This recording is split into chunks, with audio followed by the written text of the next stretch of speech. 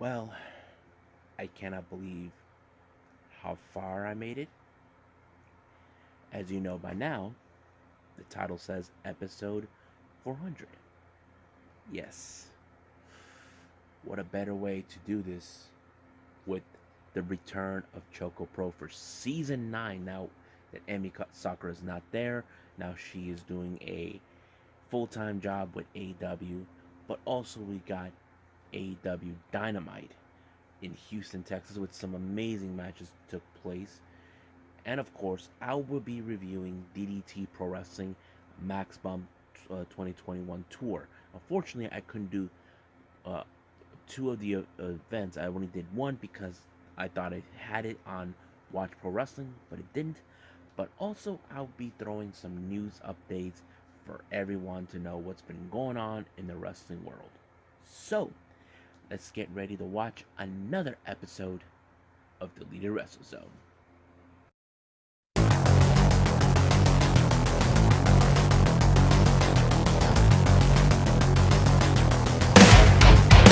Are you ready?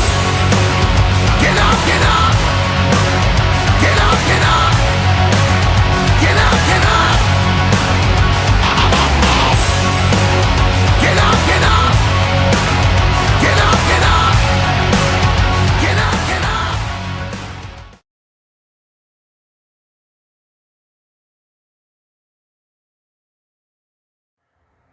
Welcome everybody to the Lead Wrestle Zone. All things that is pro wrestling with AEW, NXT, New Japan Pro Wrestling, Impact Wrestling, the National Wrestling Alliance, various promotions, wrestlers, matches, and championships.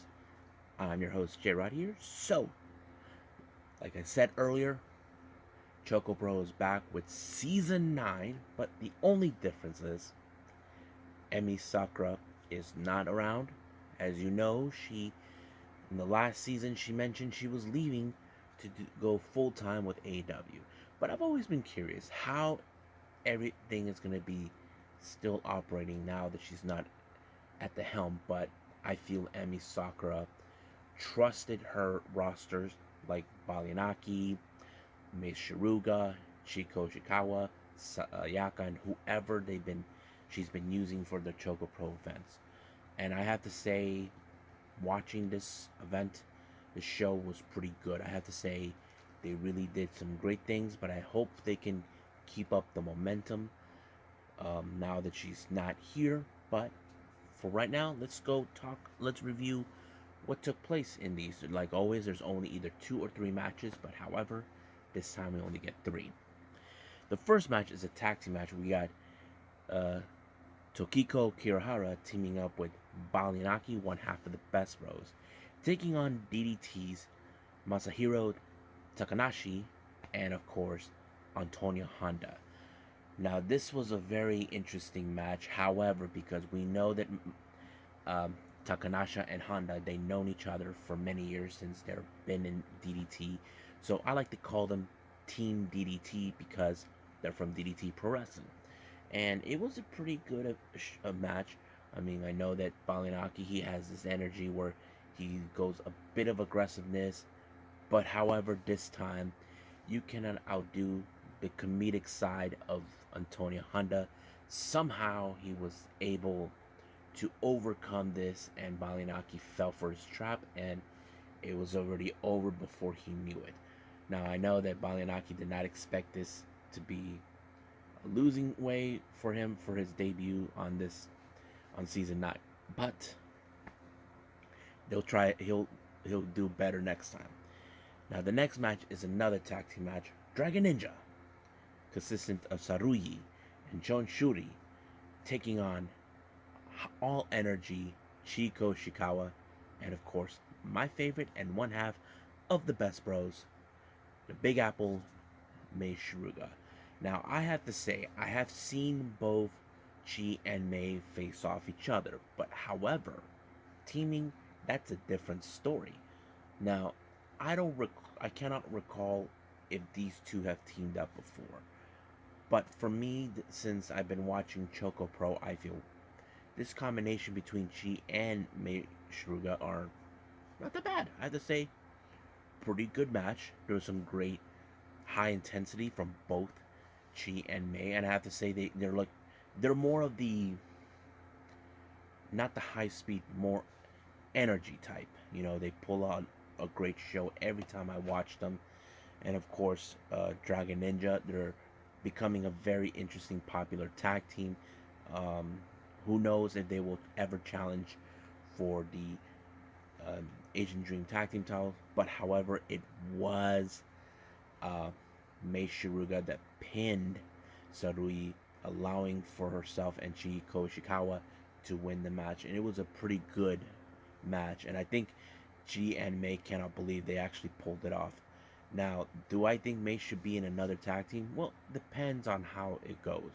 But the real question is, how long is Balinaki and Mei Shiruga are willing to hold tag team titles? Well, we'll find out when that day comes.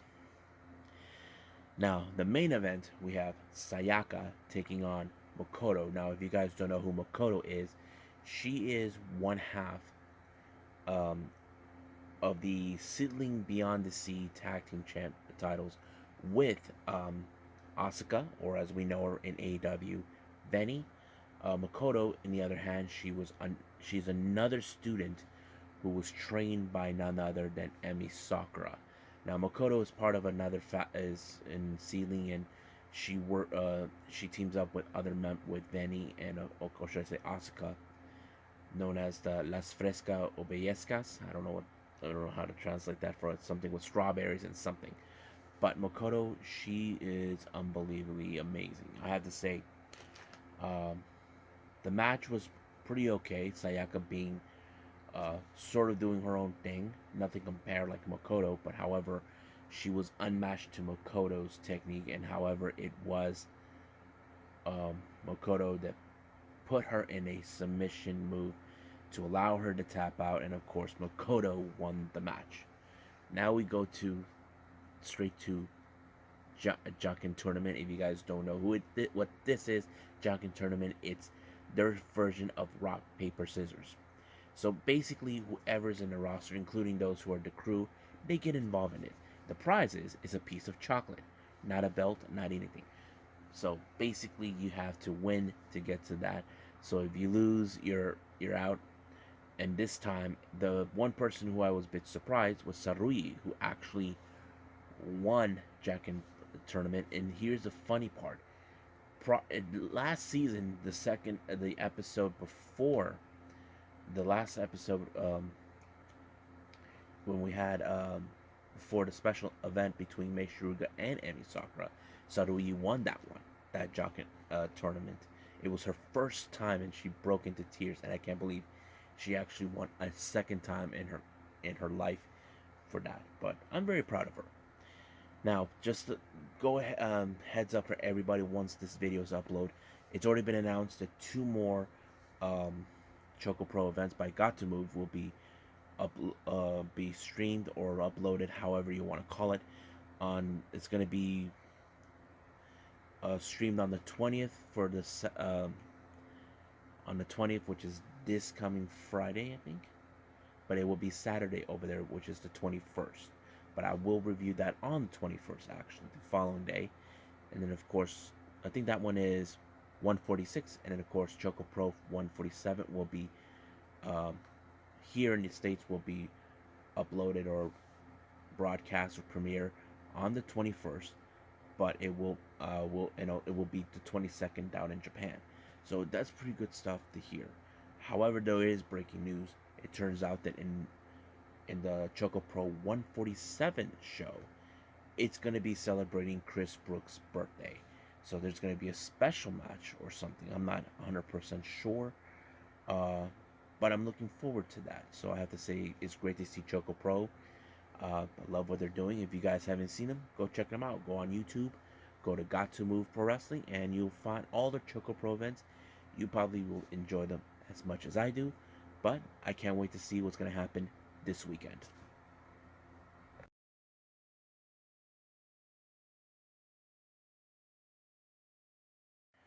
Okay, so we got AEW Dynamite. They're in Houston, Texas. Of course, is also the home of the Spanish God, the best ever, Sammy Guevara. And of course, Thunder Rosa, who is a native of Texas, who's always, well, she's originally from Tijuana, Mexico, right across from San Diego, but you know what I mean. So anyway, it opened up with Moxley and Kingston heading out to the ring. Out of nowhere, they were attacked by 2.0 and Daniel Garcia. Now, these guys have been trying to make a name for themselves. Now, 2.0 has been helping Daniel Garcia a lot. As you know, Daniel Garcia got into a match against Darby Allin, but no avail. And then, of course, 2.0 decided to get in the way and attack Darby Allin until they got involved with Sting. And this time, they're making a play for themselves. However, they decided to move ahead with the Texas Tornado Tag Team match between 2.0 and Sting and Darby Allin. However, the numbers gain always played an advantage. Daniel Garcia was ensuring these guys were going to win one way or the other. However, he was taken out by Kingston. But I think the biggest surprise, it's when both Parker and Lee powerbombed Sting through a table and he got up. He doesn't know what to say, but of course Darby was right behind him. Double deathlock, but of course Sting put both of them at the same time like a double Scorpion deathlock, and they both had a tap out. I think that was very impressive. I know people probably are saying, "You still got it. You still got it." I mean, he still does, even for his age. Now, earlier in the event, it was revealed, as I mentioned, Houston is the home of Sammy Guevara. He came out and talked about the biggest supporter in his life is none other than his girlfriend of 8 years, Pam. If you guys never seen her, she has been on the vlog on various occasions, either when they're doing Q&As or whenever he's spending time with her. And of course, Sammy did something that she probably was surprised. And of course, he got down on one knee and proposed to Pam, and of course she said yes. So congratulations, Sammy, on your engagement. And I can't believe that, I've been watching his vlogs for who knows how long, but I think everybody deserves a happy moment, and I know this is going to be huge for Sammy. It makes me wonder what Mama Panda is going to say, but we'll see. They probably put that in a vlog. Trust me, we may have to wait until next Tuesday, this coming Tuesday, to come out. Now, however, speaking of Sammy, his new rival, nemesis, Shawn Spears congratulated him. Now you know how Shawn Spears would be. So basically, he, said some things. But however, they had their match following. Sammy was coming out until Shawn Spears attacked him, and then of course, the bell has him wrong, and then they tried to do the spike on him. While Tully was helping him to do that, Sammy was fighting for an inch of his life. Even Spears was getting in her face, trying to, show her what a loser she was engaged to. But nothing stopped Sammy, no matter what. Even Tully got thrown out. But it was a pretty good match. And it was Sammy that put him into the go to hell, and he was out 1, 2, 3, and it was one of the best matches I like about Sammy on this one. Now, if you recall back in Miami, that no good American top team, Dan Lambert showed up, but this time he brought backup. So he brought Junior Dos Santos and Andre Arlovsky as backup because he was about to rant how AEW is not really wrestling. Now, Lance Archer was about to give him a piece of his mind, but out of nowhere, these guys who just likes to butt in people's business decided to attack. And I'm talking about the men of the year, Scorpio Sky and Ethan Page. Now, it's still undetermined. Did Dan Lambert pay these guys to attack him, or did the men of the year just decided, you know what, we're tired of you taking all the glory and all this and that being recognized? Because the men of the year claims they're being held back. But we'll find out either on Rampage or on Dynamite to find out why they attacked him. Now, where am I? Anyway, we did see an interview with Christian Cage. As you know, he is now the Impact World Champion. On last Friday on Rampage, he beat Kenny Omega for the title, but once again, Don Callis, who is trying to prove a point, claiming that he will never kick out of the One Wing Angel. So that's pretty much it. But Christian had enough of him. You call him a carny piece of garbage or piece, that sort of thing. But however, it was later revealed on Twitter that Christian Cage decided to drop the TNA World Heavyweight title. Now, some of you, if you don't know what I'm referring to, Moose took that title, proclaiming himself as the world champion, but there was a unification between a match between Moose and Rich Swann. Rich Swann had both titles, and then Kenny won those titles from Rich Swann, but this time Christian Cage decided just to focus on what the title is now. As you recall, the other title, TNA World Heavyweight title, is part of TNA's past, so it's time to focus on the Impact Wrestling title. And I have to say, I feel that too. If they were going to unification, they would have already redo a brand new title. I don't know.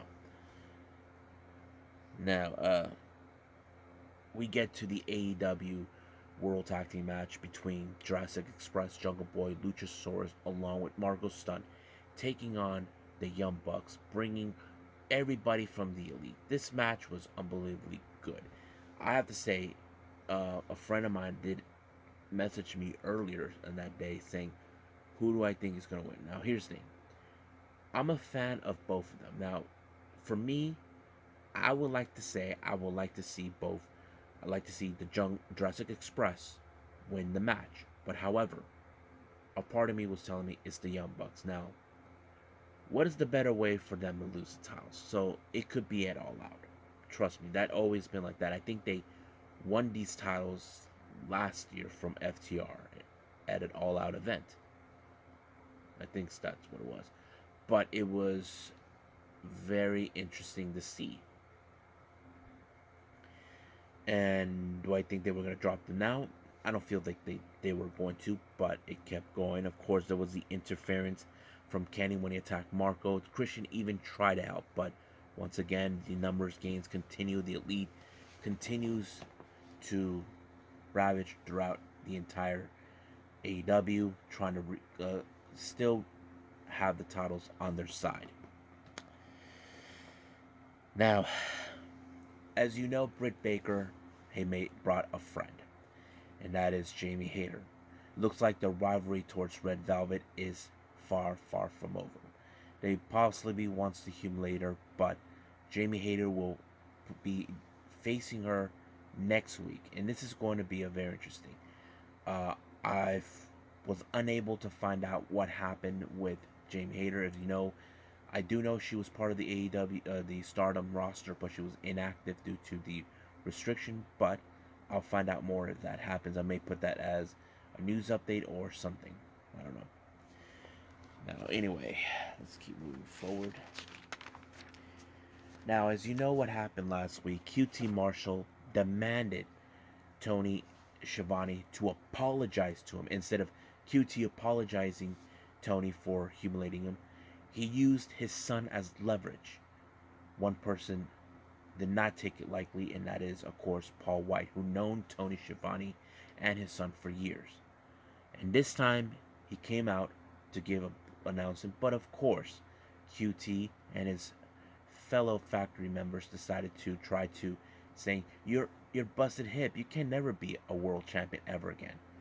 But I knew where Paul White was going, because it's obvious. QT did not realize that Paul White has challenged him at All Out. And he was like completely dead in the water, like he doesn't know what to make of it. So this time he put himself in very deep waters, not realizing because of what he did, he pissed off a giant. So what does this mean for QT? Is he going to back down from this match? Well, we'll see what he can do. Now, Smart Mark Sterling and Jade Cargill were impressed by the appearance of Kiera Hogan. If you guys recall, Kiera Hogan is no longer with Impact. Now, it's still undetermined whether they're going to sign her.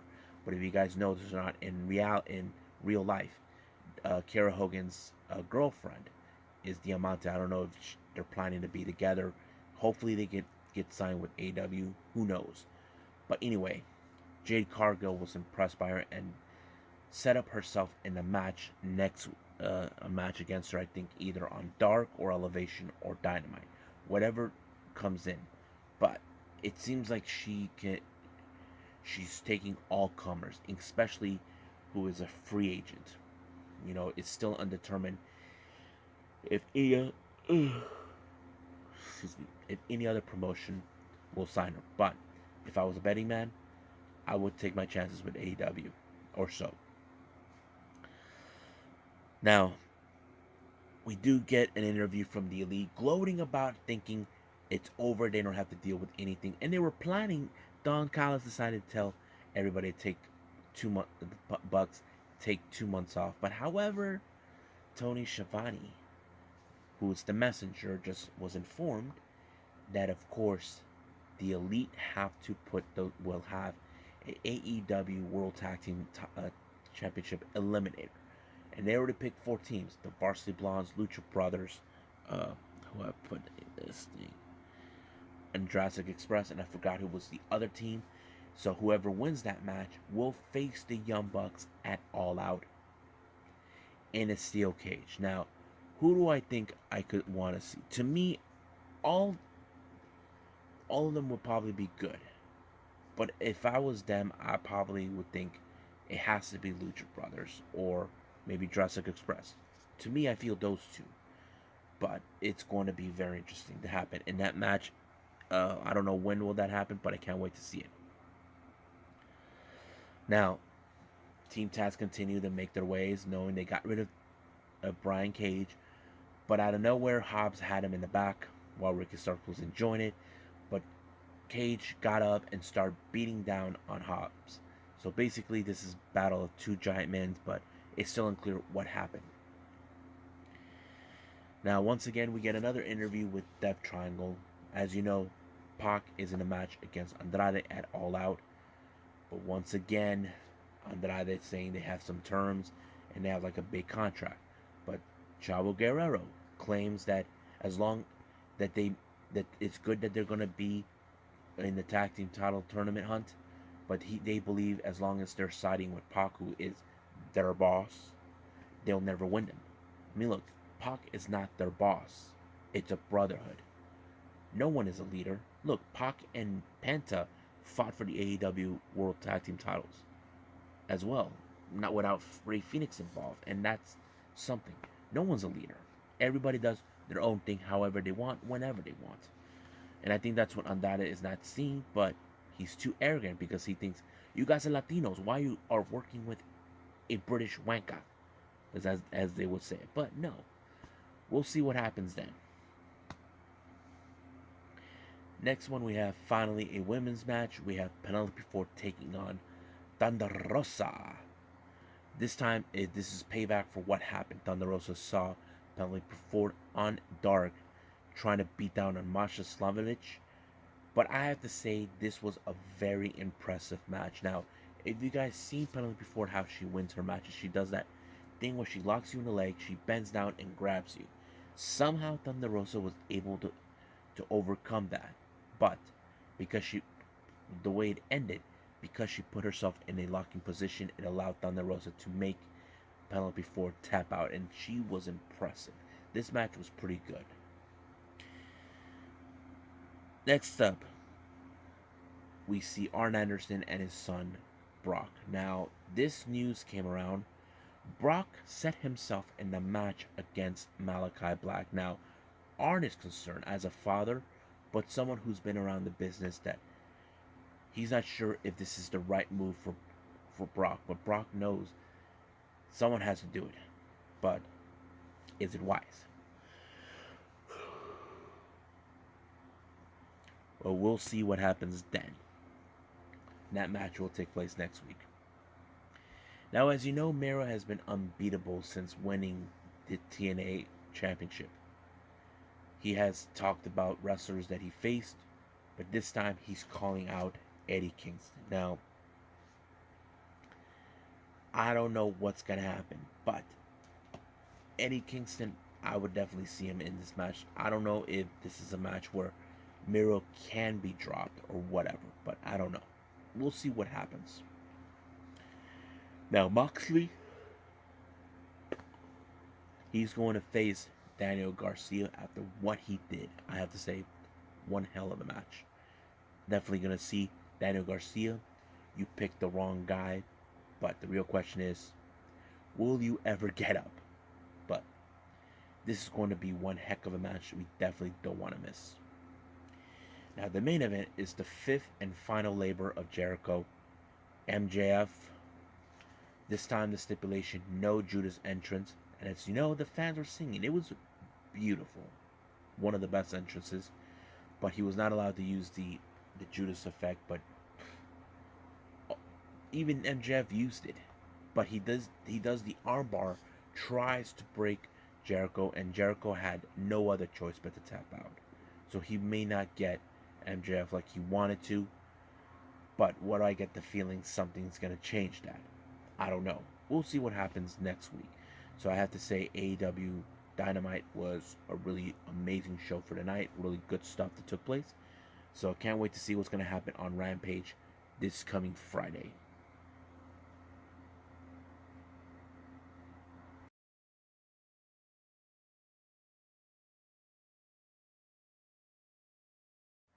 Okay, the last review is this one is a DDT event that took place on April 15th called Max Bump 2021 Tour in Asukaze.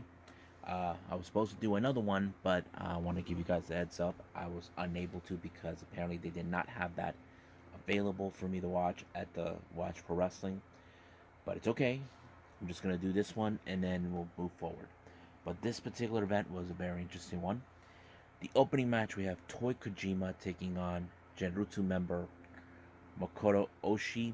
Makoto Oshii is always impressive, from the way I see it, very intense, but also a little bit of the grappling style that he is, which is something he learned from Jun Akiyama, and he continues to do that, and he put Toi Kojima in a submission move, forcing him to tap out and allowing himself to win this match.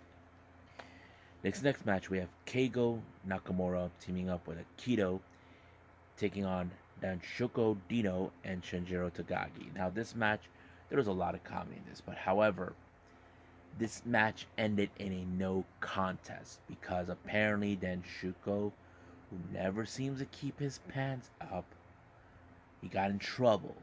And then Keigo did the same thing, tried to even the odds with him. But the general manager did not like what he saw, and he kind of took it a bit personally. Now, that could be normal, however you want to say it, but basically, GM's not going to have it. So I was like, nope. Ended in no contest. So it was pretty okay, but a bit more funny. Next match is a 6-man tag team match. We got Eruption, consistent of Saki Akiya, Yukio Sakaguchi, and Kasusada Higuchi taking on Yuya Kokuru, Antonio Honda, and Chris Brooks. Now, Eruption are one of the most interesting groups ever. This one has 2 guys and a girl, but Saki Akiyama has faced guys in the ring. She's one of the most interesting women in intergender wrestling in Japan. She's gone against guys like Chris Brooks or Antonio Honda. But of course, you cannot forget Antonio Honda's comedy act that he normally does when he does this to everybody.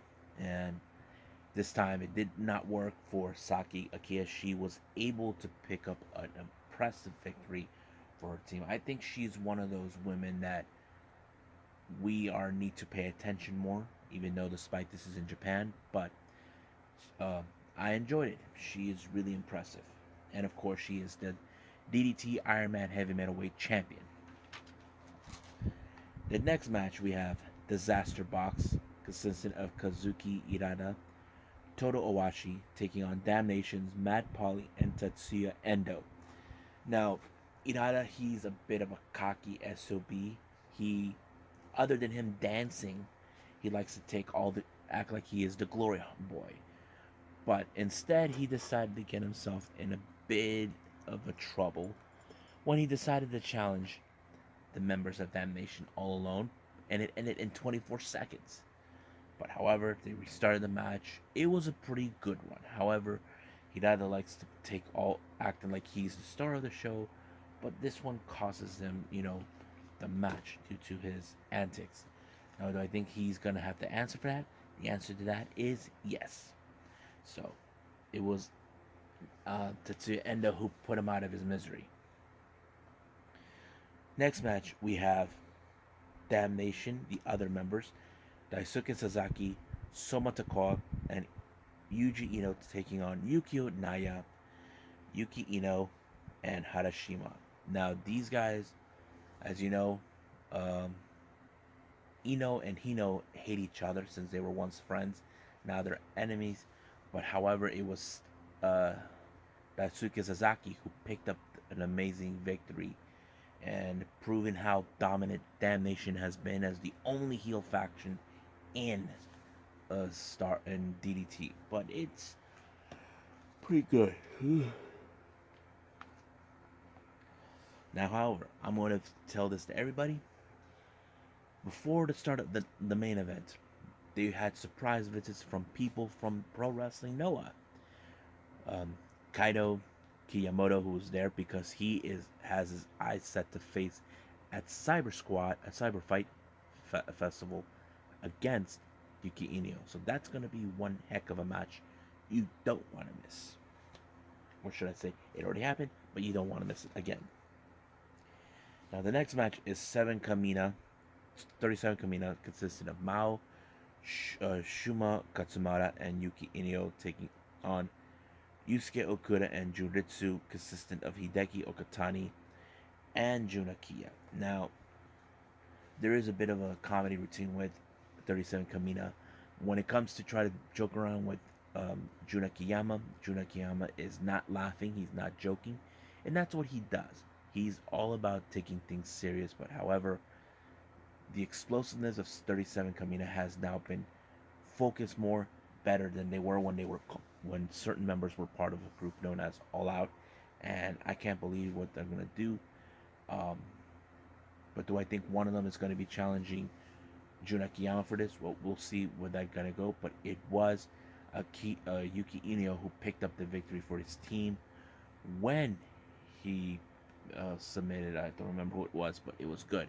However, in post-match, he had to confront Kaito Kayimoto, and practically they're set for their fight coming up at the Cyber Fight, which already took place. So, like I said, I'm a little behind. But right now, let's move on with news updates.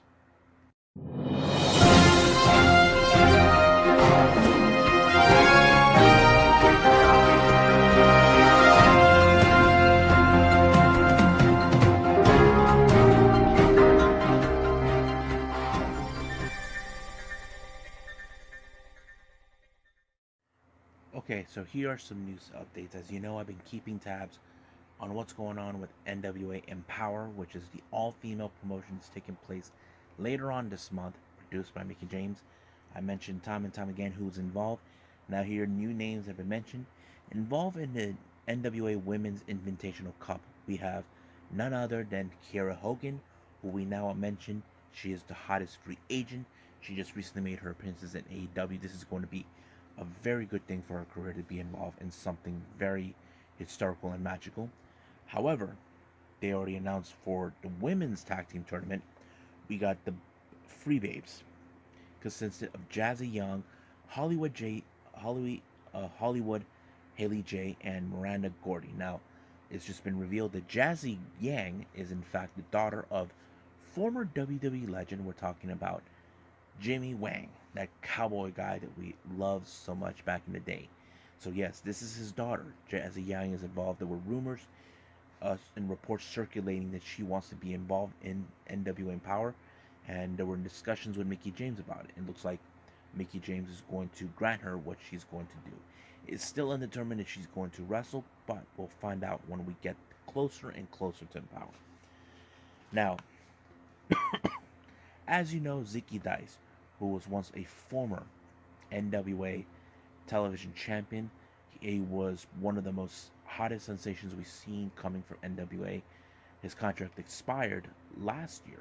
However, there was a bit of problems that he was having because of the payment that he did not get during the pandemic.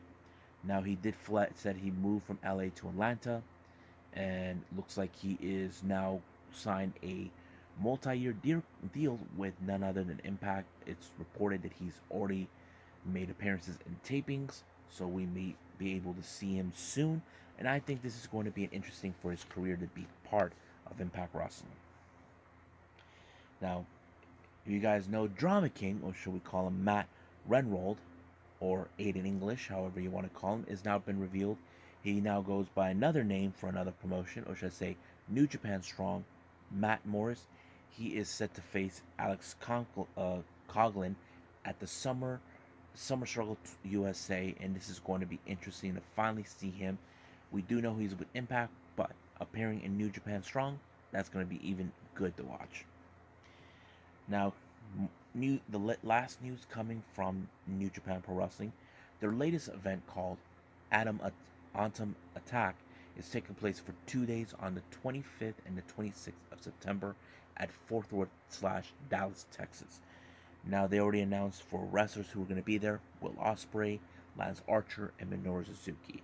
However, it's already been revealed Lance Archer and Minoru Suzuki are going to face off, and this is going to be one hell of a match.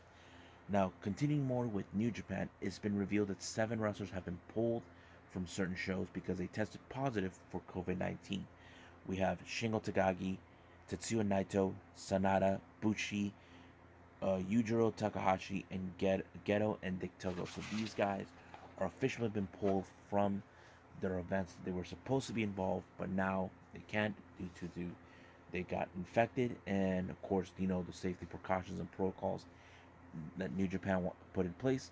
But hopefully they will make a cool recovery. We do know Shingo is set to face Evil soon, and I don't want to miss it. I hope he gets better for all of us, so we can see this one hell of a match that we definitely need to see between him and Evil. Well, I hope you guys enjoyed this episode. Like I said, this is the 400th episode. I can't believe how far I've gone. I started this channel 2 years ago because I wanted to do something different. As you know, the reason all of you want to know, why did I name this channel Deleted WrestleZone? There's a reason why. We have seen many people that talk about WWE, but what about other promotions that you don't know of? You know, like other than New Japan, Impact, National Wrestling Alliance. There are other great promotions that we definitely need to pay attention to, like MLW.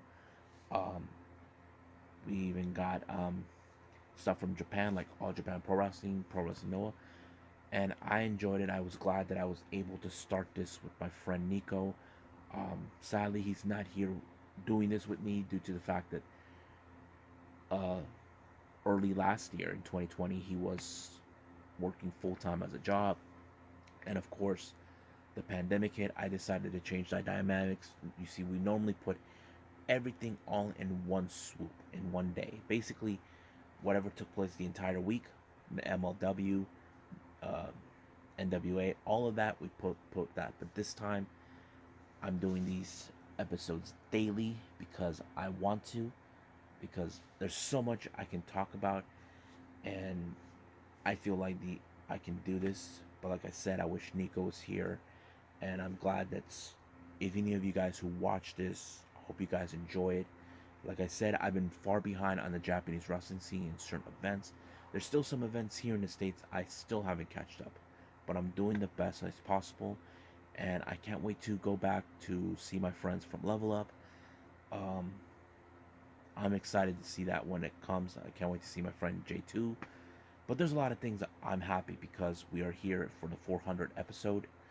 I wish I could have done something cooler, but this has to do the return of ChocoPro for season 9, and of course AEW Dynamite.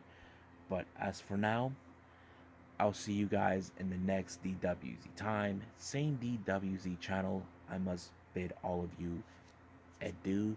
So goodbye. Mwah. And have a nice day. Bang.